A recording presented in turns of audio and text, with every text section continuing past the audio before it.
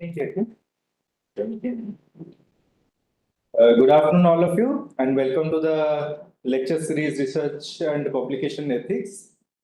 So, in the previous classes, we have discussed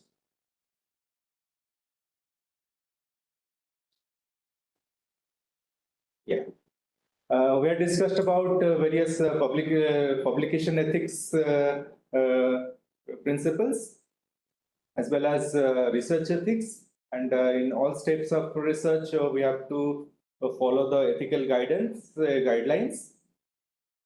And also we have discussed about how to prepare good oral presentation and how to write report for publications as well as thesis. So today we will start with another part of this particular lecture series, that is intellectual property rights, or in short form we say this as IPR. So IPR, mostly we are very much well versed with immovable property rights, and few students in this HBNI are also from IPR Gandhinagar, I feel. So this is the same IPR we used for intellectual property rights. So we'll discuss today. So intellectual property rights will try to cover the introduction part, then the types of intellectual property, basics of patenting, timelines for protection of intellectual property, strategies for protection in India and as well as abroad, contents of a patent application, intellectual property and atomic energy, because in Department of Atomic Energy also we have a patents cell or the IPR cell, the role of DA IPR cell and technology transfer in DA's perspective. So these things we'll try to cover up in under this particular session. Not today, in the beginning part we'll cover today, and the next subsequent classes will cover the things. So we'll start with what is intellectual property. So intellectual property is a category of property that includes intangible creations of the human intellect. There are many types of intellectual properties and some countries recognize more than others. So this modern concept of intellectual property developed in England in the 17th and 18th centuries.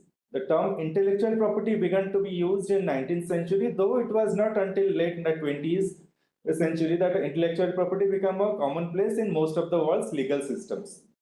So this is little different from the normal property what we talk about in our that's why we have mentioned it as an intangible property, intangible creations, because these are mostly created in mind. We cannot exactly measure the things. So, so there is a little difficulty associated with this intellectual property. So the intangible nature of the intellectual property presents difficulties when compared to traditional properties like lands or goods. Unlike traditional property, intellectual property is indivisible, since an unlimited number of people can, in theory, consume an intellectual good without its being depleted. That's why we said that it's a type of knowledge where when we share, it grows. But there should not be misuse of the particular knowledge. So there should be some rules or guidelines to where the knowledge should flow. Just simple case I'll share that the E equals to mc square. We all know that Einstein has made a great contribution to the world, but this particular thing has been misutilized by many many of the persons or countries, we can say. So when there is a knowledge is there, it can be misinterpreted and it can go to the wrong hand also. So there should be some restriction also. Similarly, if I am preparing a good chemical, which can be a good medicine, which can be very much utilized for particular disease.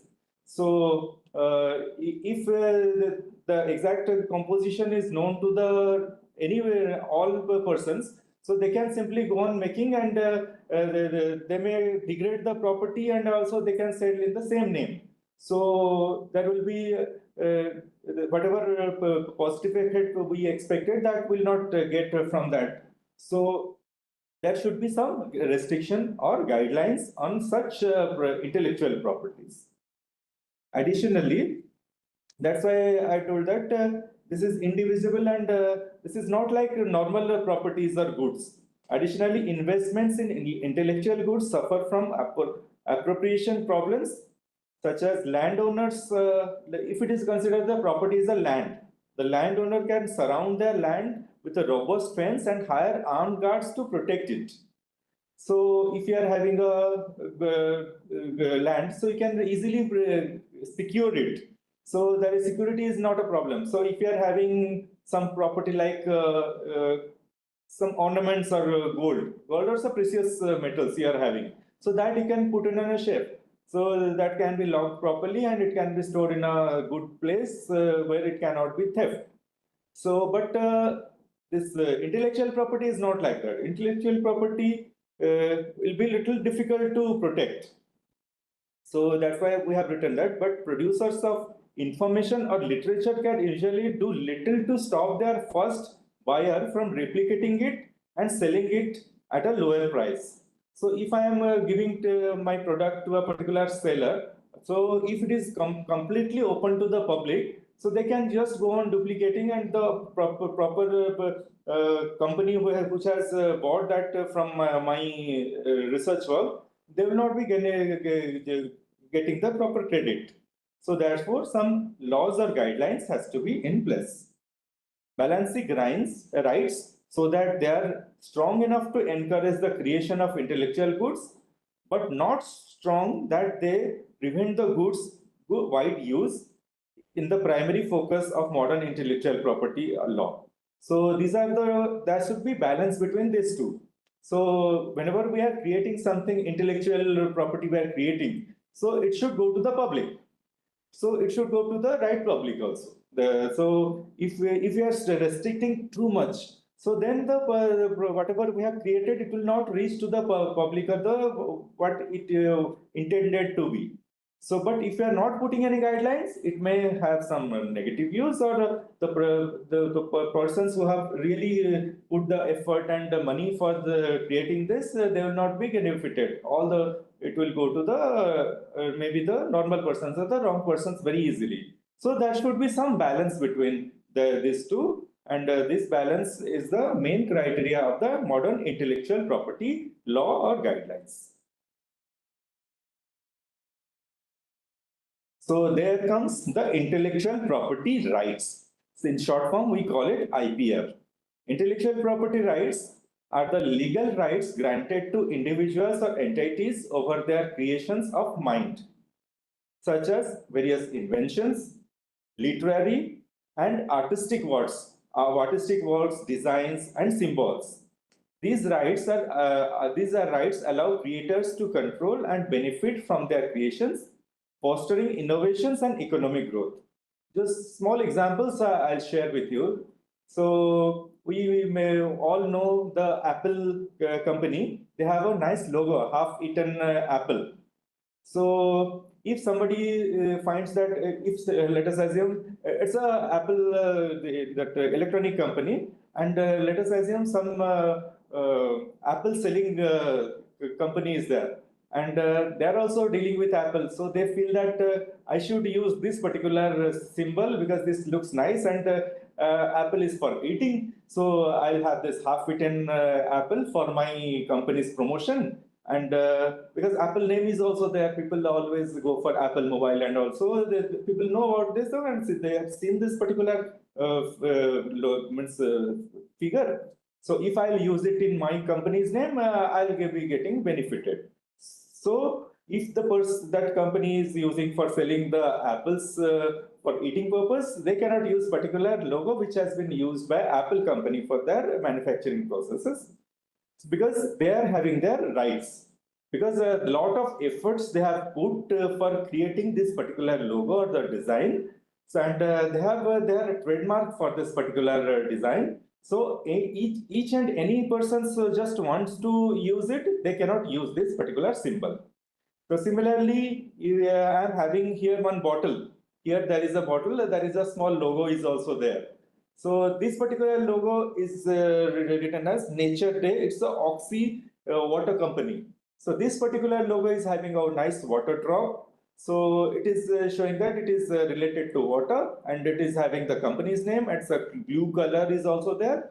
So this particular company is having this particular trademark.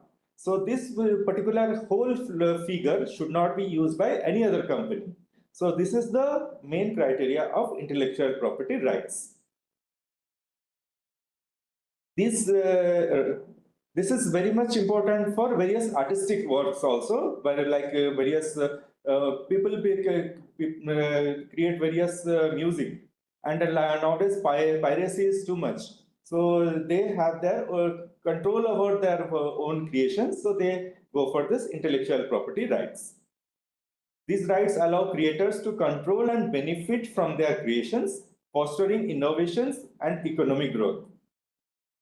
Because if somebody is putting lot of effort and this money and time for various creations, because creativity many times requires very much large amount of effort, and getting the just example of this logo or some article or some artistic work or some movie. So there a lot of people put lot of effort for preparing a nice piece of this thing. So if just other person is just copying, so that is not right thing. So they are not putting the reference, they are just sitting idle and just trying to copy it. So copy is not a good thing. In the beginning, I told that plagiarism is also there. So here we should protect our intellectual things. So there comes the intellectual property rights. So why are intellectual property rights important? Because it incentivizes creativity and innovation. It gives the incentive to the creator, because in terms of money as well as for recognition, they get that incentive for their creativity as well as for innovations. By granting exclusive rights, IPR encourages individuals to create new works, inventions, knowing they will be protected and can potentially benefit financially. So it gives recognition, because if I am telling that I am having 10 patents, so people will feel that yes, I have really worked in that particular field. So patents means I have got that right of my work. So if I have somebody tells that I have this much and a large number of publications in the reputed international journals, because journals also publications, they are with there we also do the copyright things. So if they are publishing, so it is a recognition, people they get the recognition. So like that, through this intellectual property rights, people get a recognition for, and also they get the incentives. Like if you are having a patent, so from the, if a company is having a patent, so they get the some benefit also from that particular intellectual property. And also this intellectual property rights promote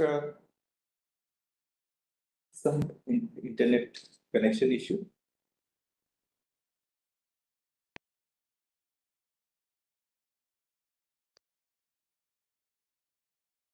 Just 1 minute. I think some internet issue is there. Just come back in a few seconds. Hello? Am I audible? Yes. Okay, fine. And this IPR also promote economic growth. IPR fosters innovations and allows creators to commercialize their works, contributing to economic development.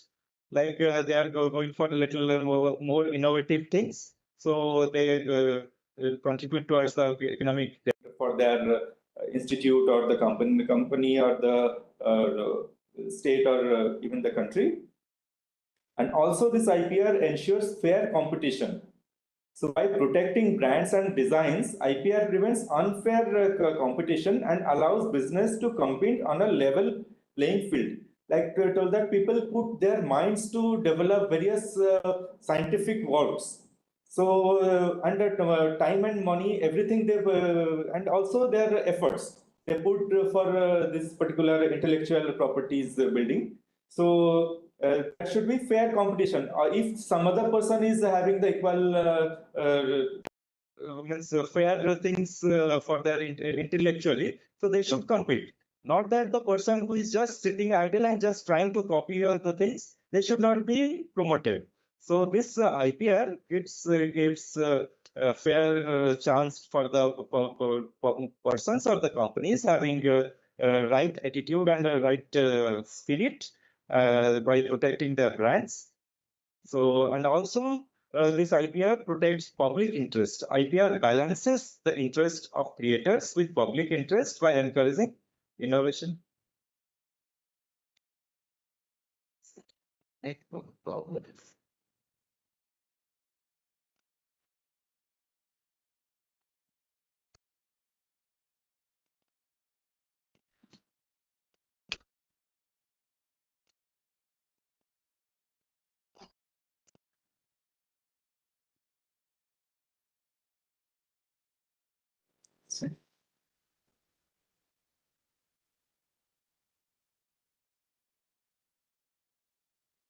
Okay, so I was just telling that we get that IPR gives us protect from the public interest also. IPR balances the interest of creator with public interest by encouraging various innovations while ensuring access to creative works. So it gives a balance between the things. Next, we'll discuss about the concept of intellectual property and rights. So according to World Intellectual Property Organizations, that is WIPO, who is the authority in this particular matter, that is the intellectual property rights matter. So they say, according to them, intellectual property, that IP, refers to creation of the mind, such as inventions, literary and artistic works, design and symbols, names and images used in commerce. So this is the definition of the intellectual property. So IP is protected in law by, for example, patents, copyrights, trademarks, which enable people to earn recognition or financial benefit from what they invent or create. So if they're scientifically, they're inventing something or they're creating some artistic things, so through IPR, it gets protected and they get also financial benefit as well as recognition. By striking the right balance between the interest of innovators and the wider public interest, the IP system aims to foster an environment in which creativity and innovations can flourish. So these things is common that by creating the balance, there will be right use of the particular intellectual property as the creations or the innovations, and also it will be protected from wrong use. To protect IP, we have intellectual property rights. IPR very broadly means the legal rights a person has over his intellectual activity in the industrial, scientific, literary, and artistic fields. So it covers, IPR actually covers up all these fields, not only the science or the scientific field, it also covers the industrial, literacy, and artistic fields also. Countries have law to protect intellectual property for two main reasons. So first reason is it gives statutory expression to the moral and economic rights of the creator with regard to their creations and the rights of the public to access those creations. So this gives the creator, inventor the right or the recognition. And secondly, helps promote or deliberate act of government policy, creativity, and the dissemination and the application of its results, and to encourage fair trading, which would contribute to the economic and social development. So it is also possibility of the commercialization of the particular thing. For fair trading, they also encourage the fair trading of that particular system. Intellectual property law aims at safeguarding the creators and other producers of the intellectual goods. I think what's it?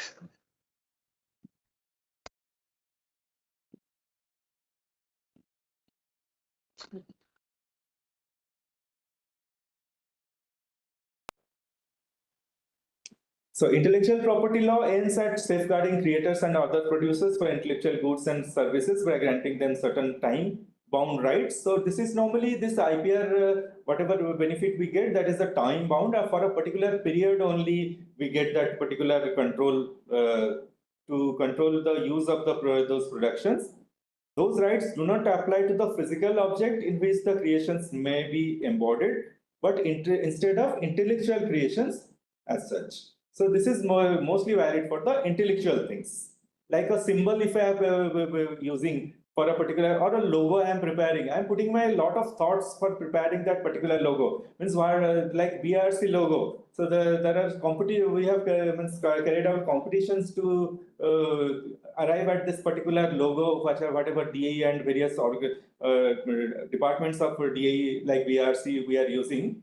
So this logo, it's convey the things what it exactly, and it also contains the name and the proper choice of the colors and also the size and shape. So when a lot of efforts are given for this, so it should not be used for any and each person.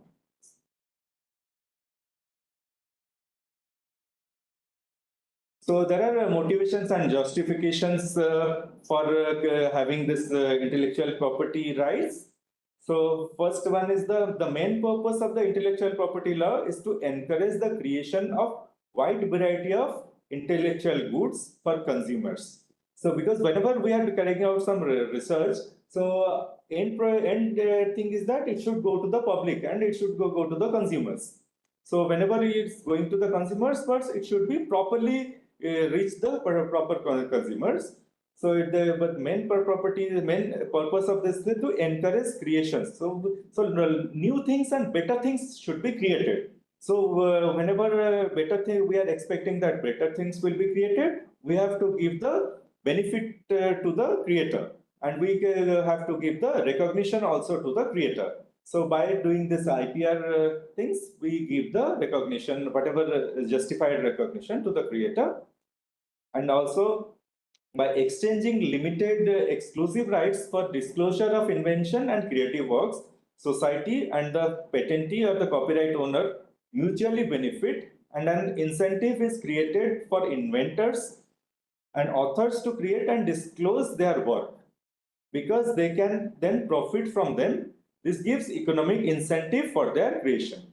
So like that, if I am preparing a particular instrument which can be detected, which can be used for detection of some toxic metals in water, let us assume I'm having this bottled water, so it may contain some toxic elements which may not be useful for our drinking purpose. So if I'm having a nice instrument which can easily do the detection of that particular toxic elements, so I'll put a lot of effort and finally I'll come up with some instruments. So this instrument, if I am publishing in the public domain, then any farm can just go on replicating that. So I'll not get that much of a benefit or incentive from that. So, but if I am transferring this particular technology to particular company, so then that company will give some incentive to me, and I will be the owner of that particular invention, and also I can transfer the technology to various companies, and they can prepare that particular test methods, and if they are putting also their money, so they will be finally they will also have their benefit, but they will do the service to the common people. So it will reach to the common people also, and the persons who are putting their mind and money also, they will also be getting benefited. So there will be balance between these two.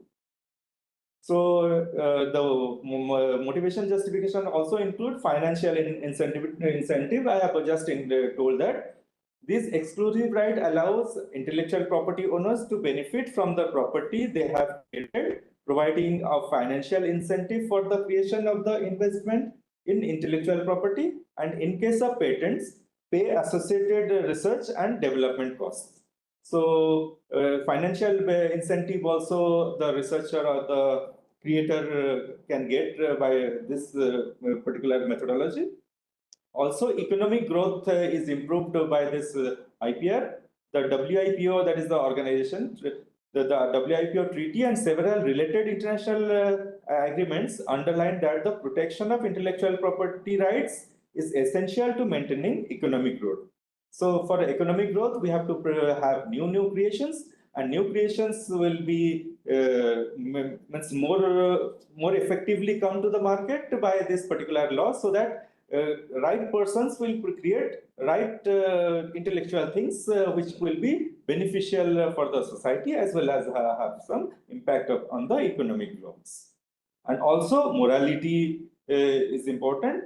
According to Article 27 of the Universal Declaration of Human Rights, everyone has the right to the protection of their moral and material interests resulting from any scientific, literary, and artistic production of which he is the author. So if I'm creating a nice portrait or nice artwork, so I can have the right for that, that it should be get protected. So duplications should not be made, and the duplication, if somebody is doing it, that should be authorized. So that type of things that. So in photographing, also a lot of this IPR nowadays has come to place. So if you are having it's nice photographs, the nice photographs are having very huge cost nowadays, and it is used for various purposes. So if you are having a nice photograph, that can also be having some copyright, so that just any persons cannot use it for their own company or own website like that. So if you are having a copyright thing, so others will not be able to use that particular thing, and your rights or your that intellectual property will be protected. So that Article 27 of Universal Declaration of Human Rights also says the same thing. So moral and material of interest resulting from scientific interest, that artistic things also should be protected. So intellectual property is traditionally divided into two branches. So now we'll just see what are the intellectual properties we are talking about. So this is broadly divided into two branches. One is the industrial property and one is the copyright. So copyright we'll discuss afterwards. We'll just see what is the industrial property. The expression industrial property covers inventions and industrial designs. Simply stated, inventions are new solutions to technical problems, and industrial designs are aesthetic creations determining the appearance of industrial products. So if I'm having a product and it should have some aesthetic design. So if I'm just I'm preparing this, let us assume this bottled water, and this bottled water, if it's not having some aesthetic design, nobody is going to buy it in the market. So the whatever design I am preparing for this particular bottle is the industrial property. So it will be included in the intellectual property also. In addition, industrial property includes the trademark. Like I have told that the logos, the various logos are the trademark, like Pepsi company, the color code, the various company, they use their proper color code. Some use their bright colors to attract that. Very nicely, it should be visible to the audience, so or the public. So that type of things are included in the industrial designing. In addition, industrial property includes trademarks, service mark, commercial names, and designations, including indications of sources and appellations of origin, protection against unfair competition. Here, the aspect of intellectual creations, although existent, is less prominent. So this is mostly material type of thing. So then now we'll discuss about the various types of intellectual property. I have listed few of them here, like patents, trademarks, copyrights, and related rights, geographical indications, industrial designs, trade secrets, layout design for integrated circuits, protection of new plant varieties. All this comes under intellectual property. So we'll discuss some of the thing now. So first one is the patent. So patent protects inventions, granting inventors exclusive right to their inventions for a particular time of period.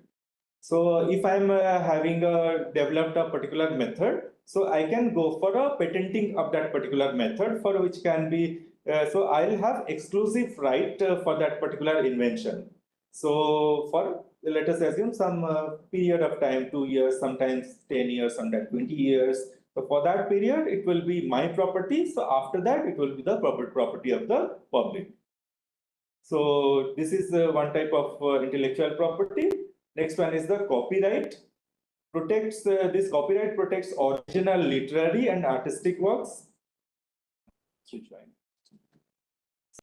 So copyrights protect original literary and artistic works such as books, music, films, granting the author exclusive right to reproduce, redistribute, and display their works, like movie makers. So whenever the movie makers are they are preparing a movie, so they put lot of effort. Huge manpower is utilized. A lot of money is put. Crores of money is they are putting for preparing a good movie. If that movie is getting pirated and it will go to public, so they will not get the right return. So it should go to the proper theaters, and it should be shown in the proper manner, so that the from the distribution distributors also get the proper return, and the producer of that particular movie, or the directors and all, they will get the proper benefit from that creation. So if it is not protected properly, so it will be misused. So next is the trademarks. So I have told that trademark already, like logos. So protect brand names, logos, allowing business to distinguish their goods and service from those of others. So I'll share this with you all. So sometimes nowadays I have seen some soft drink makers prepare some logos which is very similar to Pepsi. So they will instead of the Pepsi, they will just put some letter different. So PEPPSI, something like that they put, and they make this very similar thing. So this should not be this should be a violation of that particular logo, because they also can claim that we have not exactly copied the things. But for a normal person, it will look like Pepsi, but it's a duplicate one. So people may get lost and buy that product. So every product brands has their own logo.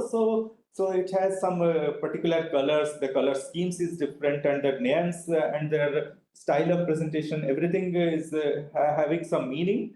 So the trademarks and that logos also, they protect the names and logos. So trademark, if it is there, so it cannot be copied by other people. So similarly, industrial designs protect the aesthetic appearance of a product, ensuring that their unique design are not copied. Like if I may, recently in our division we have made some instrument, and for the aesthetic look we have gone to particular vendor, and they have given up a nice cover for that particular instrument.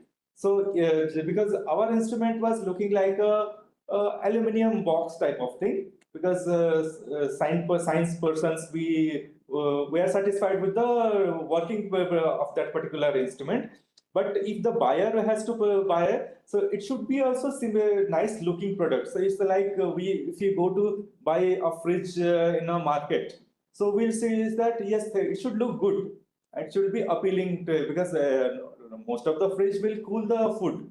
But if it looks nice, then it will be easily marketed. So similarly, if you are putting some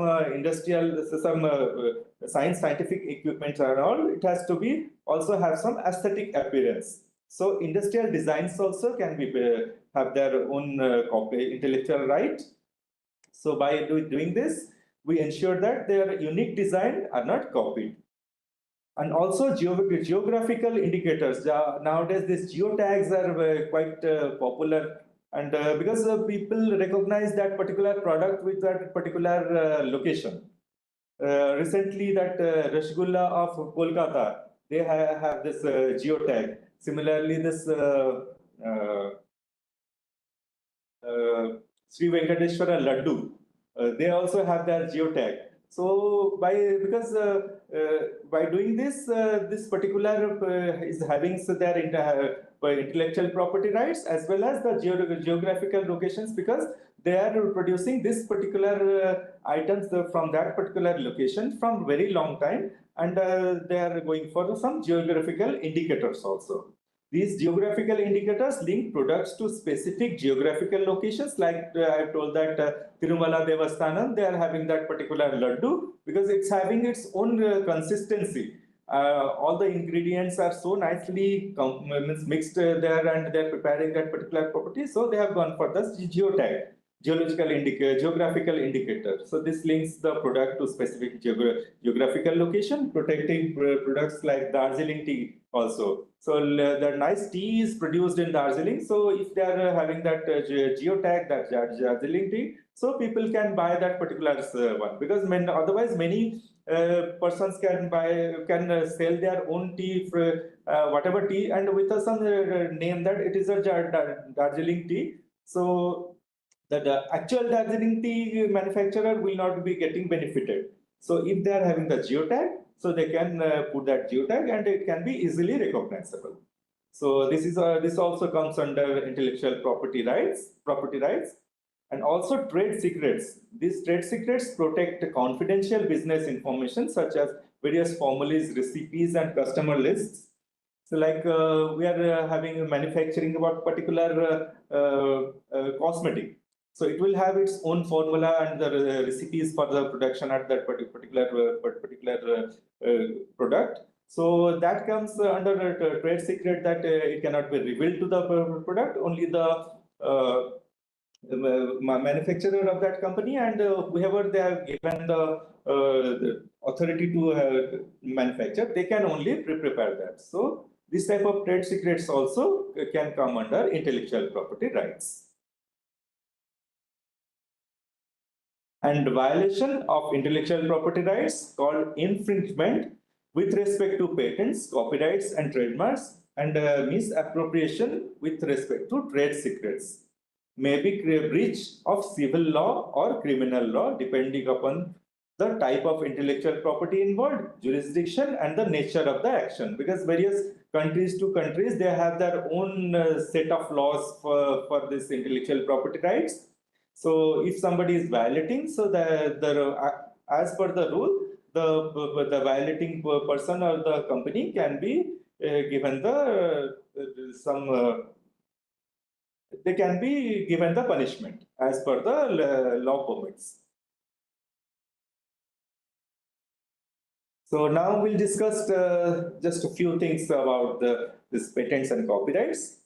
So a patent is an exclusive right granted for an invention. So if I'm doing an invention, I can either publish it, or we can go for an invention or the patent of that particular invention. So if I'm going for a patent, I should not first publish in between. So there are certain rules also which allows us all to publish it in some journals within certain period of time. So it gives exclusive right for the inventor, which a product or a process that provides a new way of doing something or offers a new technical solution to a problem. So an invention which is producing doing something new, or that process is something new, so that particular thing can go for a patent.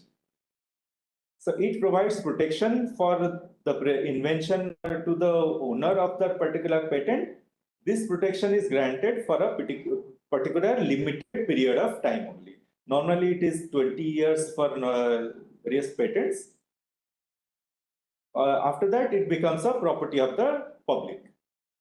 Patent protection means that the invention cannot be commercially made, used, distributed, or sold without the patent owner's consent.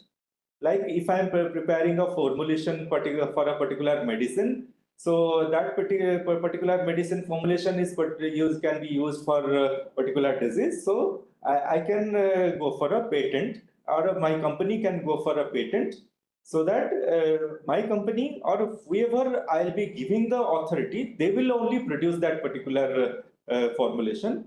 Each and Ajika is waiting.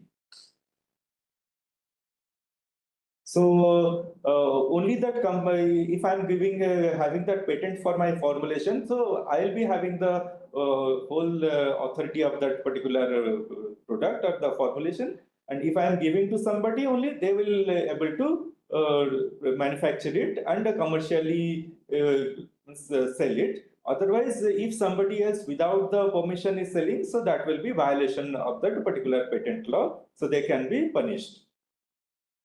A patent owner has the right to decide who may or may not use the patented invention for the period in which the invention is protected. Like I told that I'm having a formulation and I'm having the patent for 20 years. So in that 20 years time, I can decide that whom I should give the particular formulation and whom I can tell that no, I'm not giving to you. So I'm giving to this. That will be my own choice.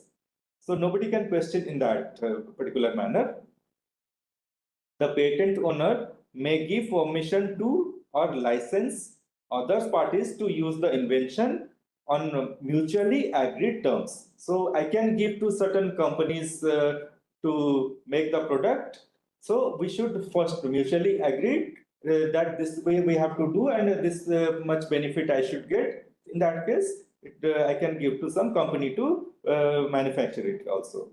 The owner may also sell the right to the invention to someone else, who will then become the new owner of the patent. So patent can be sellable also. Once a patent expires, the protection ends and the invention enters the public domain. That is, the owner no longer holds exclusive right to the invention and it becomes available for commercial exploitation by the others. So if after the time period like 20 years, if I'm not having the patent, so people can prepare this, make use this formulation on their own. So there will be no legal implications for that. So all patent owners are obliged in return of the patent protection to publicly disclose information on their invention in order to enrich the total body of technical knowledge in the world. Such an ever-increasing body of public knowledge promotes further creativity and innovation in others. So in this way, patents provide not only the protection of the owner, but valuable information and inspiration for future generation of researchers and inventors. So in that case, we have to publicly disclose what exactly we have done, so the other persons can take it forward. Next is the trademark. A trademark is a distinctive sign that identifies certain goods or services as those produced or provided by a specific person or enterprises. Like I have already mentioned, Apple logo, that is a trademark of the Apple company. Somebody is waiting.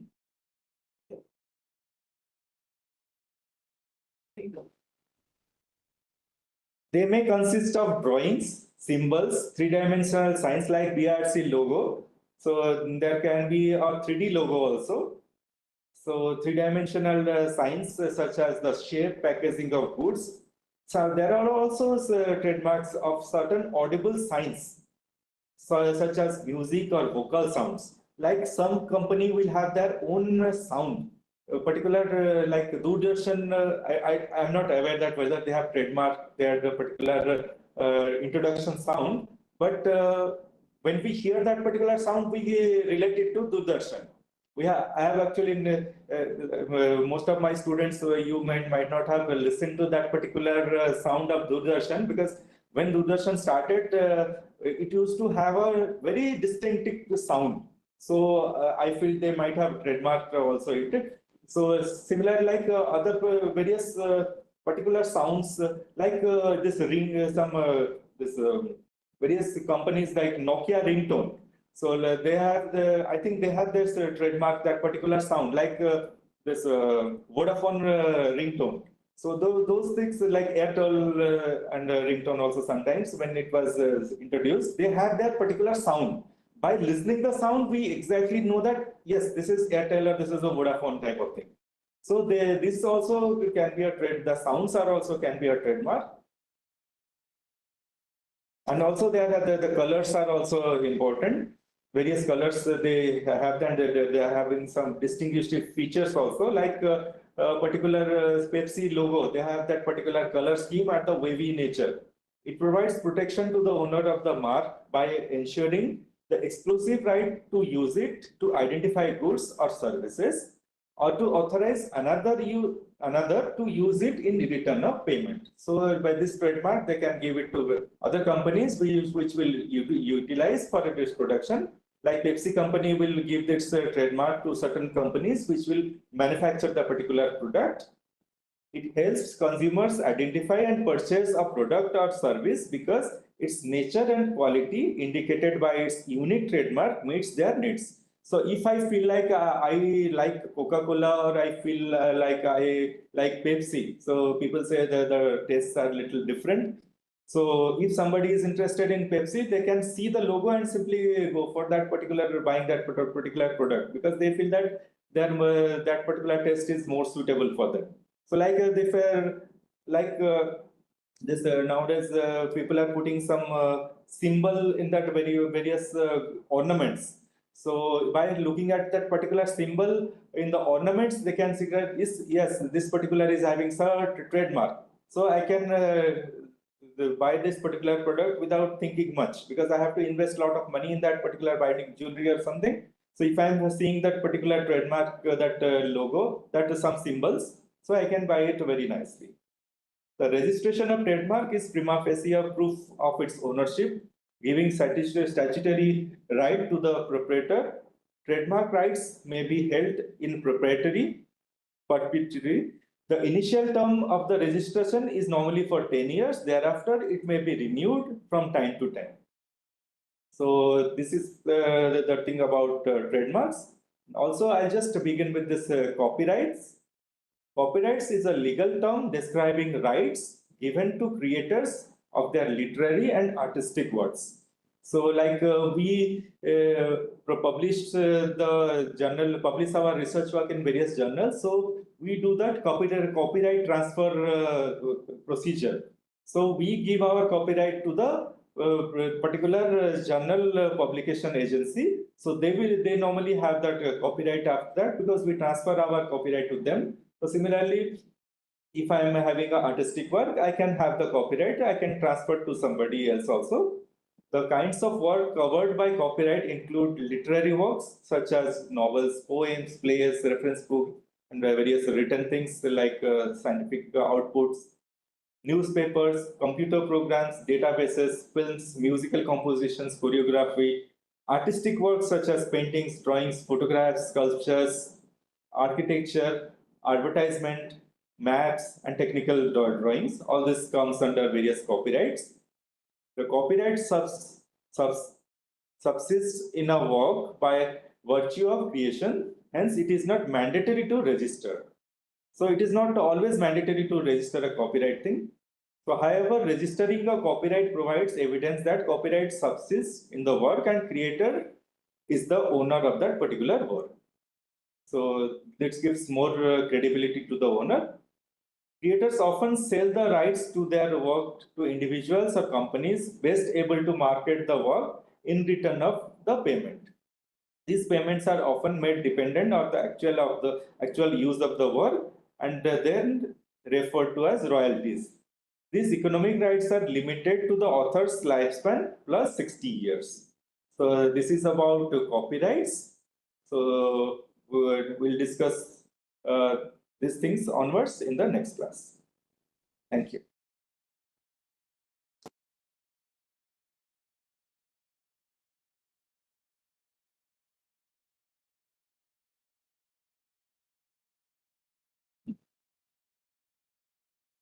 Got it.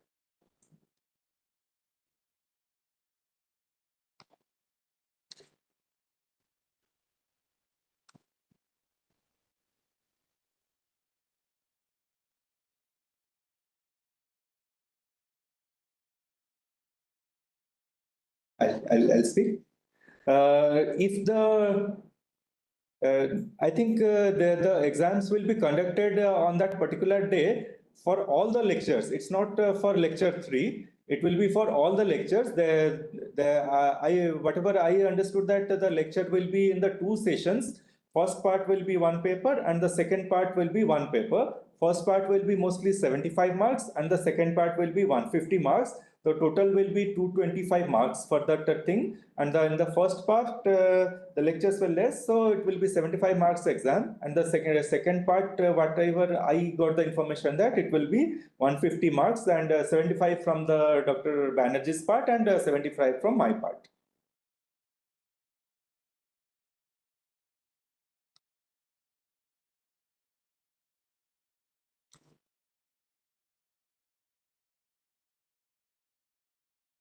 Yes, because few lectures were missed during the previous things due to some unfortunate incidents. So we are planning for 2 lectures per day in the next week. Next classes, whatever is conveyed to you. So we may not take full 2 hours because 2 hours may be little exhaustive for us also.